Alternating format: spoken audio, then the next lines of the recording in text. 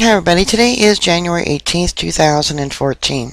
I thought this was important because the first thing that comes to mind is when you post something negative to a company's website about a defective product, they often or sometimes threaten the person who put the blog. But court rulings now say bloggers have First Amendment protections. A federal appeals court ruled Friday that bloggers and the public have the same First Amendment protections as journalists when sued for defamation.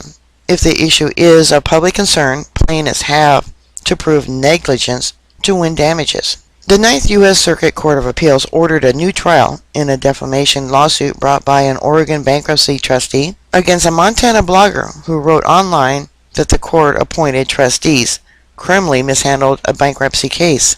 The appeals court ruled that the trustee was not a public figure, which could have invoked an even higher standard of showing the writer acted with malice. But the issue was of public concern, so the negligence standard applied. Greg Leslie of Reporters Committees for the Freedom of the Press says the ruling affirms what many have long argued.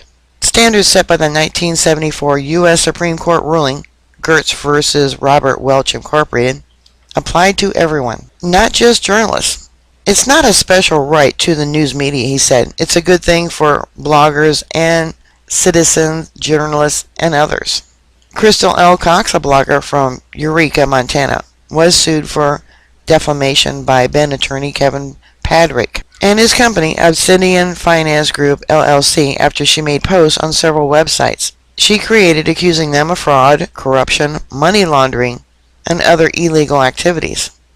The appeals court noted Padrick and Obsidian were hired by Summit Accommodators to advise them before filing for bankruptcy, and that the U.S. Bankruptcy Court later appointed Padrick Trust in the Chapter 11 case. The court added that Summit had defrauded investors in its real estate operations through a Ponzi scheme. A jury in 2011 awarded Padrick and Obsidian $2.5 million. Because Cox blogged addressed a matter of public concern, even assuming that Gertz is limited to such speech. The district court should have instructed the jury that it could not find Cox liable for defamation unless it found that she acted negligently. Judge Andrew D. Hurwitz wrote, "We hold that liability for a defamation blog post involving a matter of public concern cannot be imposed without proof of fault and actual damages." The appeal courts upheld rulings by the district court.